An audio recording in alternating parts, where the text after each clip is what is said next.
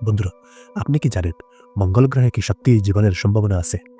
চলুন আজ আমরা জেনে নেই মঙ্গল গ্রহ, যাকে আমরা ইংরেজিতে মার্স বলি, তার কিছু অজানা তত্ত্ব। লাল রঙের এক নীরব গ্রহ, পৃথিবী থেকে কোটি কোটি কিলোমিটার দূরে অবস্থিত মঙ্গলকে আমরা দীর্ঘদিন শুধু একটি সূক্ষ্ম মৃত গ্রহ বলেই জেনে এসেছি।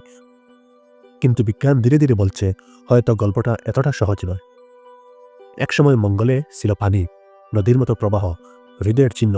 আজ তার স্পষ্ট দাগ দেখা যায়। আর যেখানে পানি ছিল সেখানে জীবনের সম্ভাবনাও ছিল। মঙ্গলের মাটিতে পাওয়া গেছে জৈব অণু, যেগুলো জীবনের মৌলিক উপাদান।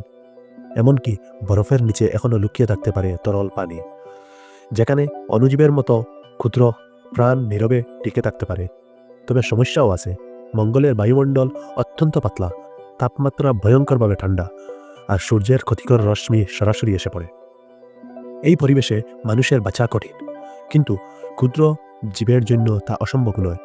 এই কারণেই নাসা ও অন্যান্য মহাকাশ সংস্থা বারবার রবার পাঠাচ্ছে মঙ্গলে, কারণ একটিমাত্র প্রমাণই বদলে দিতে পারে ইতিহাস। মঙ্গল আজও চুপচাপ, কিন্তু সেই নীরবতার ভেতর লুকিয়ে থাকতে পারে জীবনের এক নতুন গল্প। আপনি কি মনে করেন, মঙ্গলে সত্যিই জীবন আছে? কমেন্টে জানান।